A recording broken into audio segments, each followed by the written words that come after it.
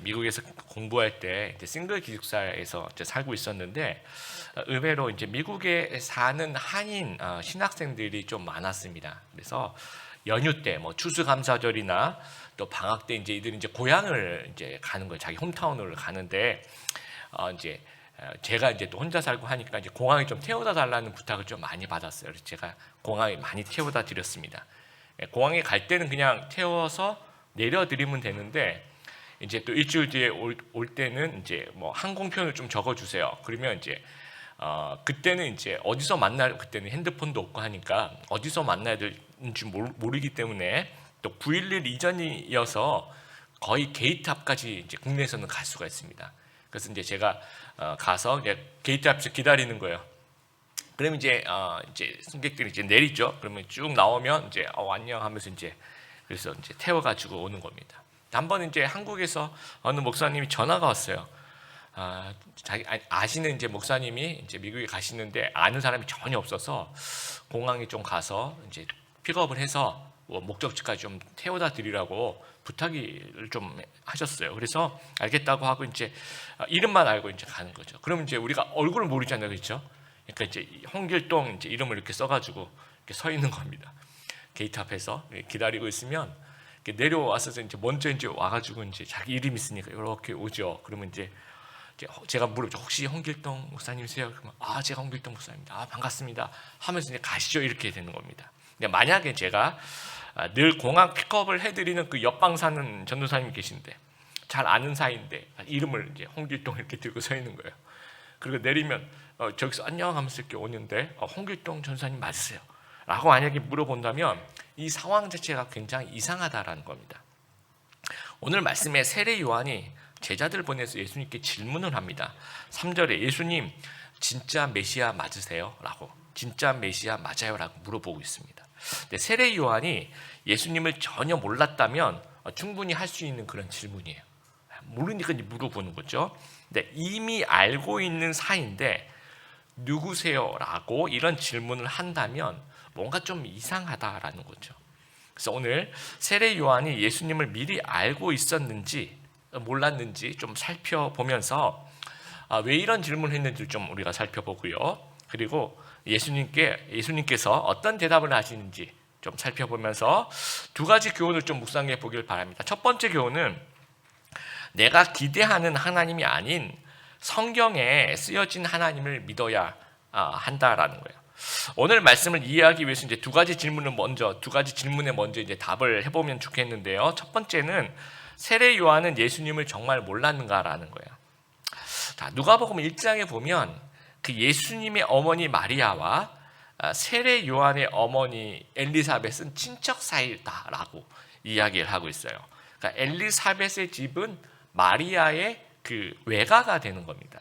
그래서 세례 요한의 집은 다르게 말하면 예수님의 외가가 되는 거죠. 그럼 친척이라는 거죠. 또 세례 요한은 예수님보다 6개월 먼저 태어났습니다. 비슷비슷한 시기에. 또 세례 요한은 이렇게 얘기해요. 나는 메시아가 아니다. 나는 소리다. 나는 그분을 소개하는 소리에 불과하다. 그러면서 이제 요한복음 1장에 보면 세례 요한이 이제 예수님께서 이렇게 지나가시니까 예수님을 보면서 보라, 세상 죄를 지고 가는 하나님의 어린 양이다라고 메시아를 소개를 합니다.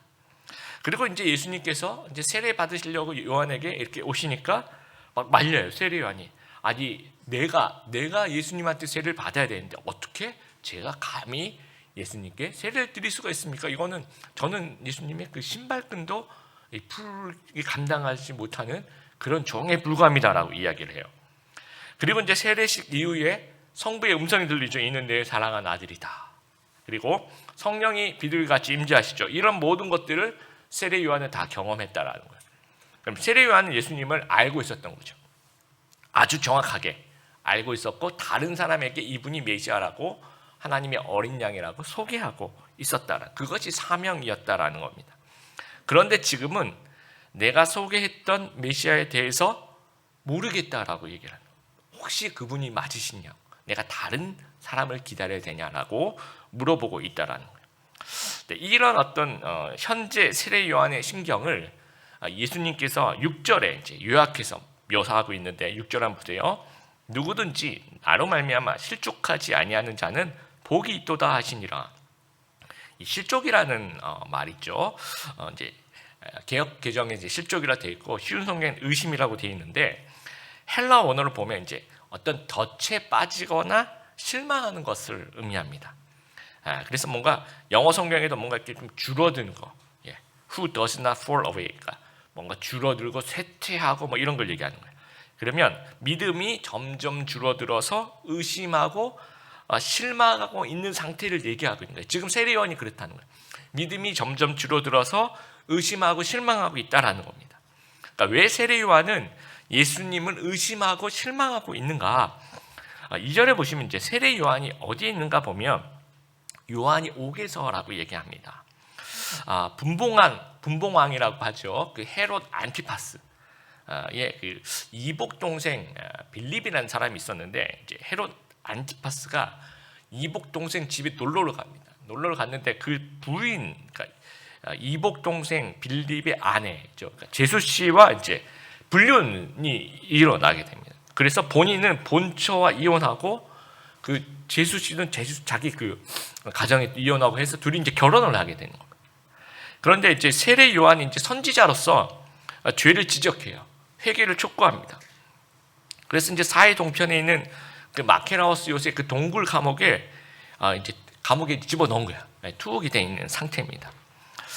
그래서 이제 가만히 생각 그 감옥에 있으면서 그동안 이제 자기가 메시아라고 소개했던 그 예수님의 모습하고 감옥에서 이제 이렇게 보고 들은데 주로 이제 듣는 거죠. 제자들을 통해서 그 예수님의 그 모습하고 그러니까 세례 요한 자신이 가진 메시아관이 너무 다른 거예요. 그러니까 세례 요한은요 드디어 이제 메시아가 나타났다 그러고 굉장히 좀 들떴을 것입니다. 소개하고 막 그리고 이제 로마가 드디어 물러갈 것이다. 그리고 이제 다윗 왕조가 서야 되잖아요, 그렇죠? 그런데 이제 헤롯 왕조가 지금 이제 분봉왕, 뭐 꼭두각시 왕처럼 서 있는 이 헤롯 왕조는 유대 지파가 아니에요. 이게 어떤 다른 나라, 그러니까 이방인과 유대가 이제 이렇게 중간 중간에 합친 뭔가 이렇게 혈통적으로 볼 때는 이제 왕이 될 수 없는 혈통인 거예요. 그러니까 이 헤롯 왕조는 물러가야 다윗 왕조가 서야 되는 거죠. 그런데 로마는 그대로 있어요 지금. 헤롯도 지금 그대로 있고, 그리고 감옥에 있는 나도 그대로 있는 거예요. 뭔가 변화가 생겨야 되는데 예수님께서 날 꺼내주실 것 같은데 안 꺼내주시는 거죠. 그리고 예수님이 그럼 나는 그렇다 치고 예수님이 그러면 나름대로 독자적인 행보를 하시면 되는데 뭐 세를 규합한다든지 고작 제자들도 되도록이면 많이 좀 데리고 가면서 세를 규합해냈는데 12명 데리고 다니시는 거예요. 그리고 그 제자들이 이렇게 얘기 들어보면 정말 그 무능한 제자로 보일 수밖에 없어요. 다 갈릴리 어부들 데리고 다니신다라고 이제 제자들이 와서 그런 얘기를 하는 거 아닙니까? 그리고 세리 데리고 다니고, 그리고 어떤 군사적인 행동이라든지 어떤 정치적인 행동이 전혀 없습니다. 그래서 이 세례 요한은 이제 구약적인 한계를 갖고 있는 거예요. 정치적인 왕으로서 메시아를 기대하는 거죠. 다윗 시대를 복권하는 거예요. 다윗 왕조가 다시 일어나는 것을 기대하는 거예요. 그런데 이제 예수님 바라보니까 아니란 말이죠. 그래서 예수님 지금 도대체 뭐 하고 계십니까? 지금 예수님 메시아 맞으세요? 라고 이제 물어보고 있는 겁니다. 그래서 예수님이 이제 세례 요한이 실망하고 의심하고 질문한 이 부분에 대해서 이제 왜 그러신지 좀 설명을 하고 있습니다. 그래서 먼저 이제 세례 요한을 칭찬했어요. 예수님께서 세례 요한을 설명하시기 위해서 먼저 칭찬을 하십니다. 세례 요한은 굉장히 위대한 선지자다라는 거예요. 그래서 7절, 8절, 9절 보면 너희가 무엇을 보려고 광야에 나갔느냐라고 물어봐요. 흔들리는 갈대를 보러 나갔느냐? 근데 여러분 그 갈대는 굉장히 이중적인 의미입니다. 그 로마 화폐에 여러 가지 종류가 있는데 그 중에 그 로마 화폐 그 문양 중에 이 뭐라 그럴까요? 이 갈대 모양이 들어가 있는. 그 당시 이제 갈대 이제 헤롯 이 안티파스 헤롯 전체 가문의 문양 자체가 이제 갈대라는 거예요. 그럼 너희가 갈대를 보러 나갔냐? 이게 굉장히 그 중의적인 표현. 너희가 지금 왕인 분봉 왕인 헤롯 안티파스 보려고 광야를 나간 거 아니지? 그 얘기를 지금 돌려서 얘기하고 있는 거예요. 그리고 너희가 부드러운 옷 입은 사람이냐? 8절에 부드러운 옷 입은 사람이 이제 화려한 옷 입은 사람, 뭐 비단 옷 입은 사람, 뭐 이런 걸 얘기하는 거예요. 귀족이나 관료를 보려고 나갔냐? 아니지 않느냐? 그럼 왜 나갔니? 너 왜 사막까지 갔니? 이것은 세례 요한 보려고 사막까지 나간 거 아니냐 이렇게 물어보고, 그만큼 세례 요한은 대중적인 인기를 가진 분이라는 거예요. 그리고 이제 9절에 이렇게 얘기합니다. 정말 내가 너에게 이르노니 선지자보다 더 나은 사람이다.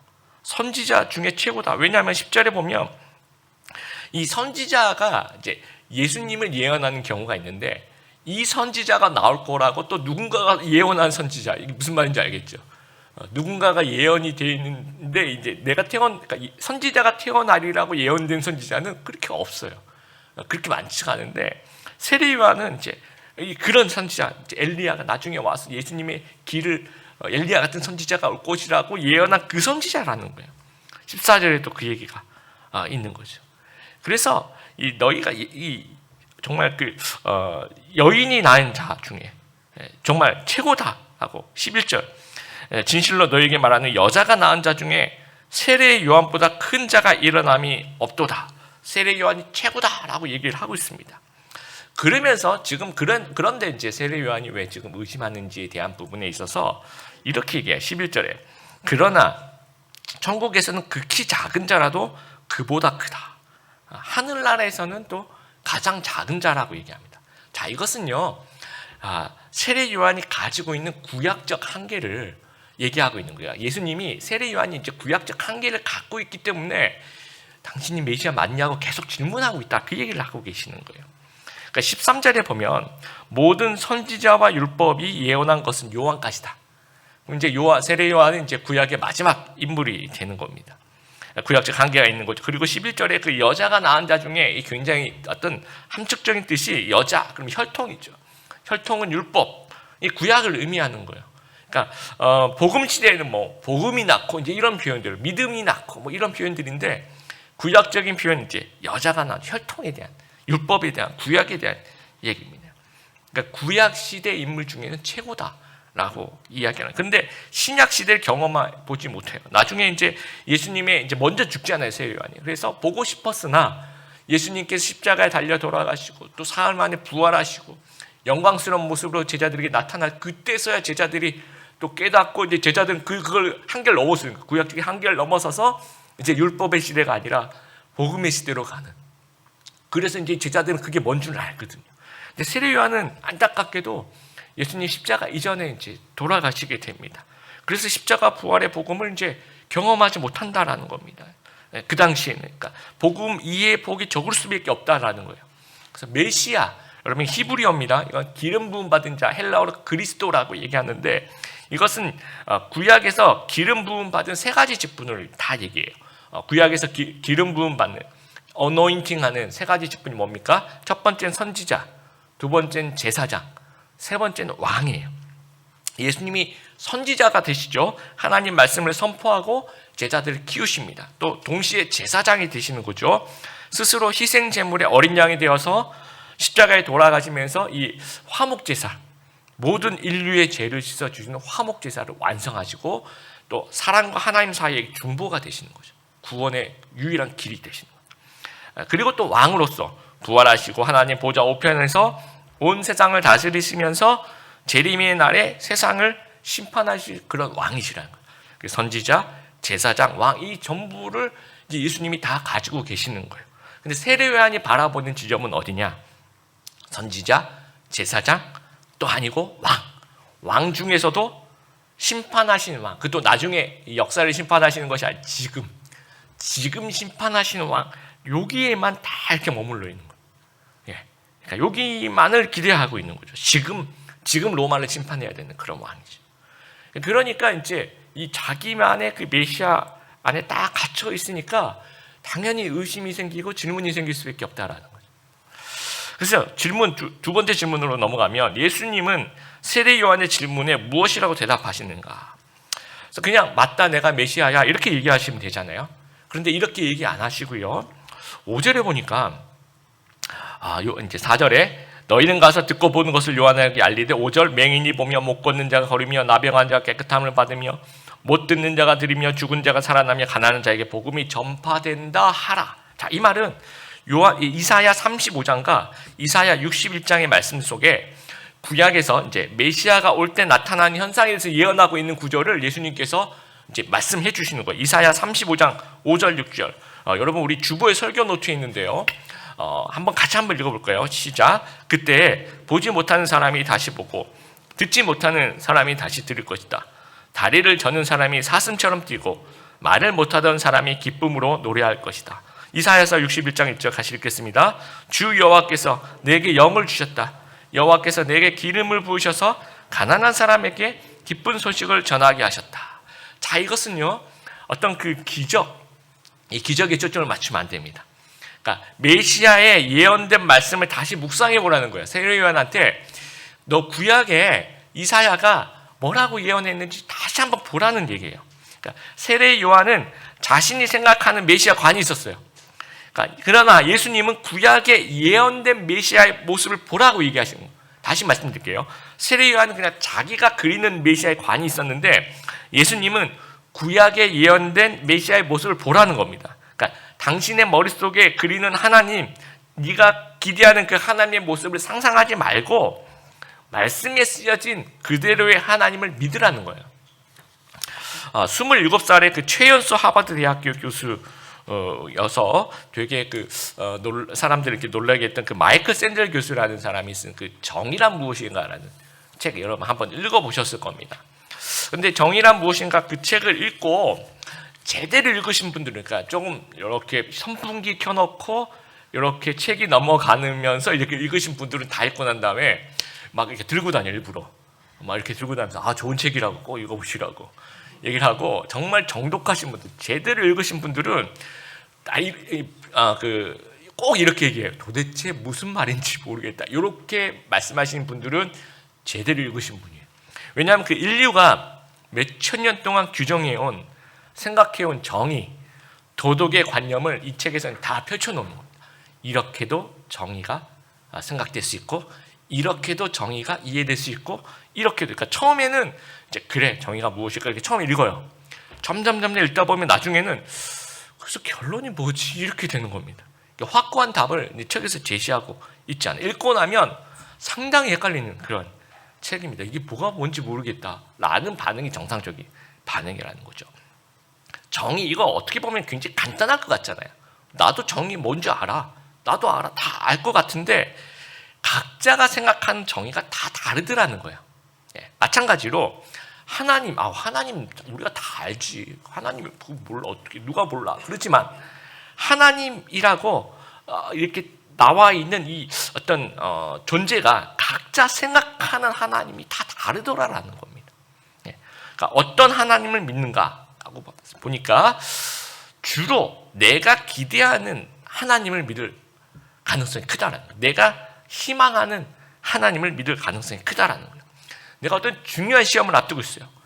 꼭 합격을 해야 돼요. 그러면 어떤 하나님을 믿을 가능성이 큽니까? 나를 합격시켜 주실 그 하나님을 믿을 확률이 크다라는 거예요. 경제적인 어려움이 있어요. 그러면 적당한 부를 허락하시는 분이 하나님인 거예요. 나한테는. 그러니까 나에게 나쁜 일이 안 일어나고 기도 제목에 꼭 응답해 주시고 내 삶이 고단하지 않게 하시는 분이 하나님이라는 거예요. 그게 우리의 희망사항인데 그 희망사항이 곧 하나님의 모습으로 전락해 버리는 거예요. 그래서 내 기도와 다를 때 내 희망사항이 이루어지지 않으면 굉장히 당황해요. 혼란스러워요. 화가 나요. 하나님 안 계시나 이렇게 생각하는 나를 사랑하지 않으시는 분인가 하나님 이렇게 의심이 된다라는 거예요. 그래서 세례 요한같이 믿음이 줄어들고 의심하고 실족하게 된다라는 거예요. 그래서 내가 기대하는 하나님이 아니라 성경에 써 있는 하나님께 집중해야 된다라는 거예요. 그러니까 하나님의 모습과 응답이 내 기대와 다를 때는 내 뜻과 다를 때는 내 생각, 내 관점이 아니라 말씀에 집중해야 된다라는 거예요. 창세기 3장에 아담과 하와가 선악과를 하나님 왜 못 먹게 하지 이런 생각을 하거든요. 선악과 좋은 것 같은데 왜 보암직도 하고 먹음직도 하고 지혜롭게 할 만큼 탐스럽기도 한데 이거 하나님이 왜 못 먹게 하지? 이게 내 생각이라는 겁니다. 이런 내 생각하게 되면 이제 뱀이 의심을 불러일으키는. 그럼 내 어떤 아담과 하와는 내 생각이 아니라 하나님 말씀에 집중해야 되는 거죠. 너는 결단코 먹지 말라. 네가 먹는 날에는 정령 죽으리라. 이 말씀에 집중해야 된다라는 겁니다. 세례 요한도 내가 그리는 어떤 그 메시아 상이 있다는 거죠. 근데 조금 다른 것 같아요. 그러면 내 생각에 집중하는 것이 아니라 다시 말씀으로 돌아와야 돼요. 자, 이사야 읽어보면 메시아가 어떤 모습으로 나왔지? 다시 이제 말씀을 읽어보는 거예요. 아, 이사야를 읽어보니까 내가 생각하는 게 잘못 생각했구나. 말씀에 나와 있는 모습이 이런 모습이구나. 그렇게 생각했어야 됐다라는 거죠. 그래서 6절에 나로 말미암아 실족하지 아니한 자, 나를 의심하지 않는 사람 복이 있다라는 거예요. 그래서 내 기대대로 안 이루어진다 해도, 내 생각과 다르다고 해도 예수님을 내 생각과 경험으로 좀 제한하지 않게 되길 바랍니다. 그래서 하나님이 나에게 맞추는 것이 아니죠, 그렇죠? 내가 하나님께 맞추어야 한다는 사실을 우리가 기억하게 되길 바랍니다.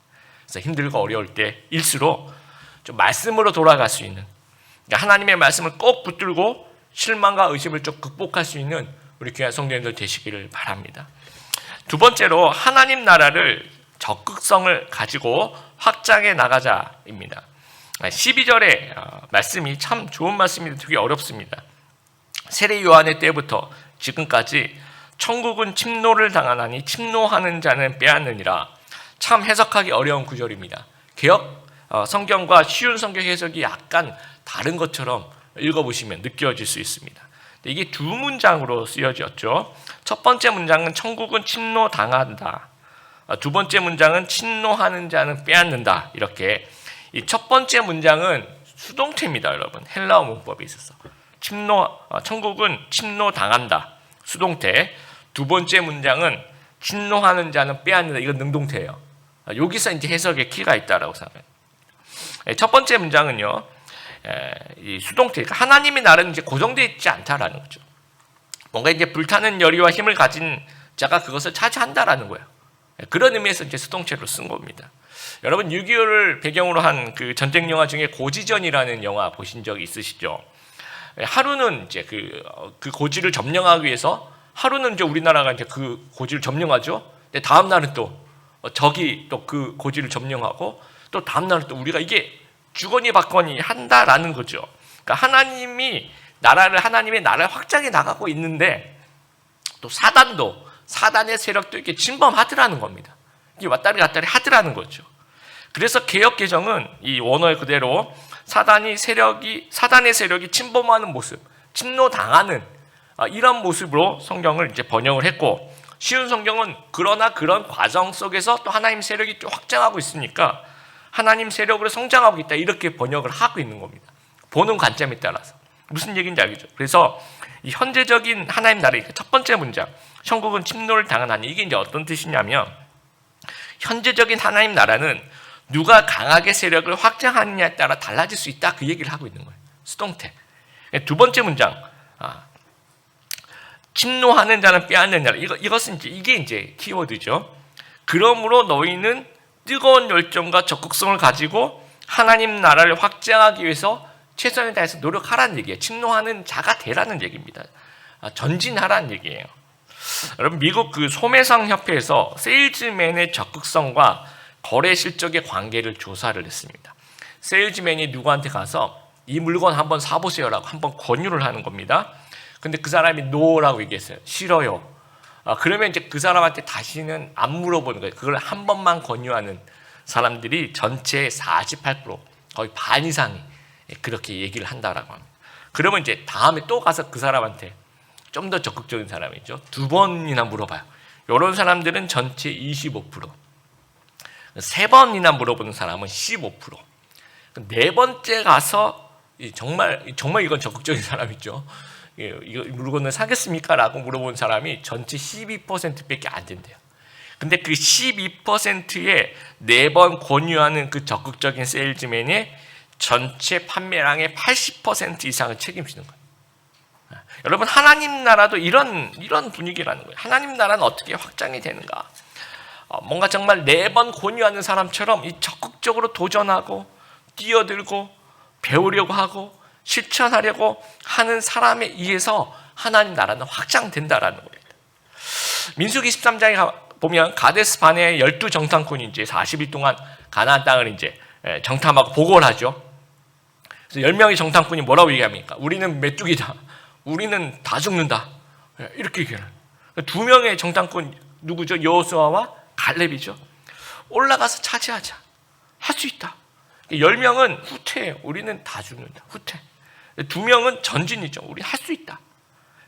10명의 부정적인 보고자는 이제 침범당하는 자죠. 두 명의 긍정적인 보고자는 침범하는 자라는 겁니다.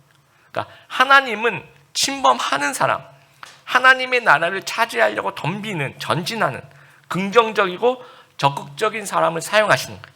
여호수아와 갈렙을 하나님이 사용하신다라는 거예요. 그리고 그 일이 있은 후 45년 후에 땅 분배를 하고 지파별로 이제 정복이 들어가요. 그럼 갈렙이 다시 한번 일어나서 이 산지를 내게 주소, 이 유명한 말을 남겨요. 유다 지파의 선봉에 서는 겁니다. 갈렙은 언제나 후퇴한 사람이 아니에요. 언제나 전진하는 사람이라는. 그러니까 갈렙같이 한결같이 적극적으로 하나님 나라를 좀 차지하는 그런 믿음의 사람이 되시기를 바랍니다. 1600년대 영국의 두 명의 그 청년이 시골에서 도시로 이사를 와서 이제 도시 교회에 출석하기 시작한 거예요. 근데 이제 시골이라 그러면 안 되죠.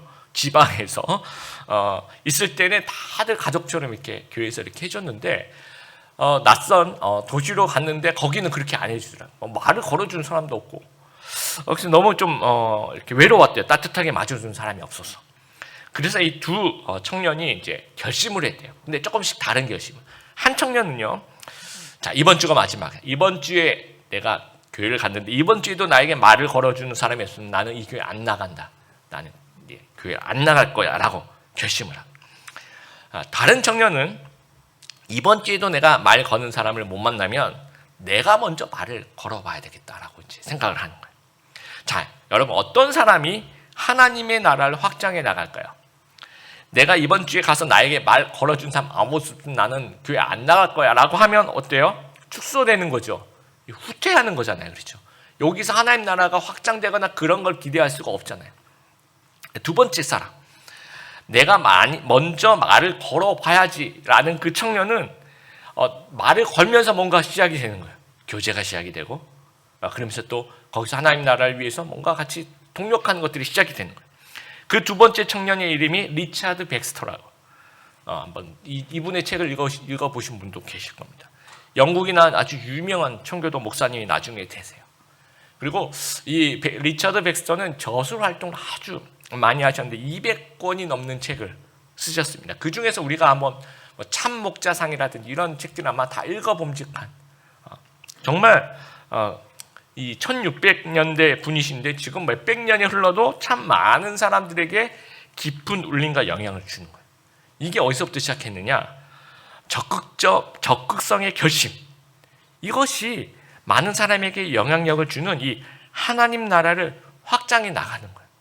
만약에 나는 아무도 나를 이제 어떤 인사 안 해주면 나는 교회 안 나갈 거야 이러면 이제 이게 후퇴되는 것이 전진하는 게 아니거든. 내가 먼저 말 걸어봐야지. 이러면서 점점 하나님 나라가 확장해 나간다라는 거죠. 자, 감옥에 갇힌 세례 요한, 지금 예수님을 의심하고 있는 세례 요한은 침범하는 자입니까? 아니면 침범당하는 자입니까? 침범당하고 있는 거예요. 후퇴하고 있는 겁니다. 의심과 무기력으로 소명을 감당하고 있지 않는 거예요. 그러면 침범하는 자가 되어야 된다는 거예요. 지금 비록 그 감옥에 갇혀 있더라도 자기 소명을 감당해야 돼요. 제자들에게 얘들아 너희는 나가서 힘차게 저분이 메시아라고 좀 전해라.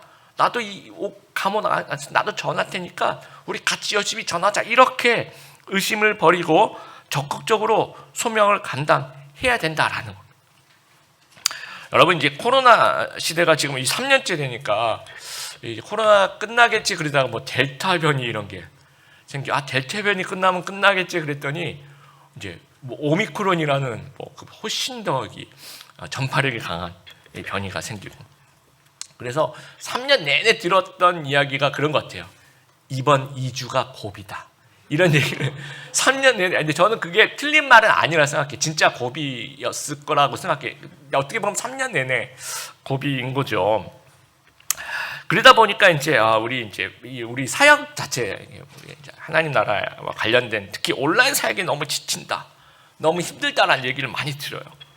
근데 제가 이제 그 말을 좀 생각을 해보니까 일부 이해는 돼요. 이해는 되는데 여러분, 이제 온라인 살기 힘들고 지쳐서 뭐 온라인 소그룹도 하기 힘들고 이런 분들이 이해는 되는데요. 만약에 그분들이 이렇게 얘기하면 그거는 정직한 거야.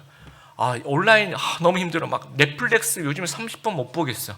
너무 힘들어. 유튜브 못 보겠어. 영화관 가도 30분 보고 난 나와. 너무 힘들어. 그러니까 소그룹도 30분 이상 난 못하겠어. 이러면 이분은 정상적인 분. 정말 이분은 맞는 분이에요. 정말 그 귀 기울여 들어볼 만해요. 그런데 밤새도록 정말 그 넷플릭스를 이렇게 보시면서 새벽 2시까지 이렇게 졸린 눈을 보며 사모하며 정말 그렇게 꿀송이처럼 단 그 영상을 이렇게 보시면서 그러나 정말 교회에서 하는 온라인은 그 30분 이상 넘기기 힘들어. 이렇게 얘기하는 것은요, 거짓말을 하는 거예요. 네. 여러분 무기력과 패배의식에 속지 말게 되길 바랍니다. 이건 지치는 거 아니고요. 내 영성이 바닥을 치고 있는 겁니다. 내 믿음이 바닥을 치고 있는 거고요. 내가 하나님 사랑하는 그 열정이 식고 있는 거고 또 나의 어떤 옛날에 있었던 그 도전 정신이 지금 막 사라지고 있다는 얘기입니다. 그래서 어떤 역발상이 좀 필요해요, 우리에게. 12절 말씀처럼 이 침노하는 자, 하나님 나라를 차지하는 자, 그런 후퇴하는 자가 아니라 전진하는 그런 자가 되어야 된다라는 겁니다. 생각나는 우리 초등학교 때 우리 주일학교 담당하셨던 선생님 한 분이 생각이 났어요. 제가 이제 부산에서 초등학교 다닐 때 우리 교회에서 인기 만점 선생님, 우리 다 인기 만점이시지만 그래도 여러분 자라나실 때 이렇게 또 그 부서에서 인기 많은 선생님들 한두 분 계시잖아요. 근데 이 선생님도 이 반에 들어가고 저도 이 반에 정말 들어가고 싶었는데 연초에는 학생을 모집을 안 합니다. 그 반은 배정을 해주는 반이 아니에요. 그러니까 언제나 이렇게 진급해서 딱 연초가 들어가면 이 선생님 반은 비어 있어요. 그러니까 뭐 자리도 이렇게 성가대서 이렇게 텅 비어 있는 성가대에서 주죠. 그럼 뭐 예를 들어 4학년이면 4학년 10반 뭐 이런 식으로 이제 그분이 배정이 되는 겁니다. 그래서 이분의 목적은 뭐냐면 나는 매년 재료로 시작해서 내가 전도해서 이 반을 좀 채우겠습니다라는 거예요. 진짜로 이분이 진짜 직접 그 야구방망이 그 당시 이제 제가 어렸을 때 부산은 이제 그 왜 야구의 도시, 구도의 도시라고 얘기해요. 지금도 이제 부산은 굉장히 야구에 대한 인기가 많이 있습니다. 그때 이제 최동원이 이제 활동하던 그런 시기. 그 야구방망이 하나 들고 그 해양고등학교 운동장 나가면 완전히 야구하는 사람 굉장히 많아요. 완전 거기 황금어장입니다.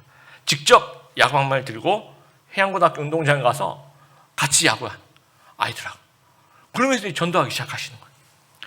그래서 이분이 그러면 이제 막 인기 많은 막 아주 열정이 많은 대학생 뭐 이렇게 생각할 때 아니에요. 중년의 집사님이시고요. 근데 이 어렸을 때 소아마비를 앓으셔가지고 한쪽 다리를 목발을 짚고 늘 다니세요. 그런데 이 한쪽으로는 목발을 짚고 한쪽으로는 야구방망이를 들고 아이들하고 이제 그 야구를 하는 겁니다. 그리고 직장도 있으세요. 인쇄소를 하셔. 이런 분인데 매년마다 그렇게 나는 나에게 반을 주지 마십시오. 아이들 주지 마십시오. 제가 직접 아이들을 전도해서 내가 교회를 데려오고 있습니다 하면서 처음에는 통 비어 있는 그 성가대석이 점점 차기 시작해요.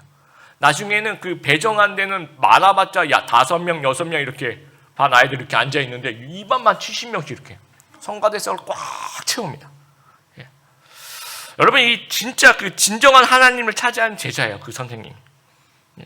이런 소그룹 리더가 우리 드림의 교회 좀 생겨나길 되길 바랍니다. 저한테는 인원을 배정해 주지 마십시오. 제가 이 소그룹 꽉 채우겠습니다. 이렇게 얘기하는 우리 드림의 교회 우리 리더 우리 모두가 그런 사람들 되길 바라고 주일 예배도 우리가 뭐 현장에서 드리든 우리가 온라인으로 집에서 드리든 간에 내가 하여튼 정말 열심히 하나님 예배 드릴게 이렇게 전진하신 우리 성도님들 되시길 바라고 소그룹도 정말 제가 소그룹 열심히 참여해서 정말 다른 우리 리더도 열심히 돕고 정말 그런 사람 되겠습니다.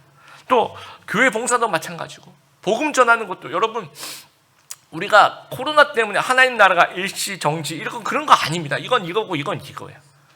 그래서 내가 정말 전도하고 싶은 사람한테 우리 드림의 교회 이 링크를 공유해 드릴 수도 있어요. 그리고 최근에 교회 안 나온 사람한테 전화나 카톡을 드리면서 양육을 할 수도 있는 것입니다. 얼마든지 우리가 적극적으로 역발상으로 참여할 수 있는 그런 사람이 될 수 있다라는 거예요. 그리고 이 적극성은 언제나 나에게 적용해야 됩니다. 남에게, 다른 사람에게 당신이 좀 적극적으로 인도해 보세요. 그렇게 얘기하면 천국은 침범 당할 수 있어요. 물론 이 설교도 저에게 적용한, 나에게 적용하면 내가 동기부여가 되죠. 그래서 내가 영향력을 끼칠 수 있어요. 확장이 되는 겁니다. 말씀 마무리합니다. 하나님을 내가 만들어서 기대하고 실망하고 의심하지 않게 되길 바랍니다. 하나님은 내 생각보다 크십니다. 내 생각보다 크신 하나님을 좀 신뢰하게 되길 바랍니다. 그리고 흐르는 강물 위에 떠 있는 배는 가만히 있으면 저절로 후퇴된다는 사실들을 우리가 기억하면서 이 적극적인 신앙생활을 하는, 그러면서 현재적 하나님 나라를 능동적으로 확장해 나가는 그런 제자 다 되시기를 주님의 이름으로 축복드립니다.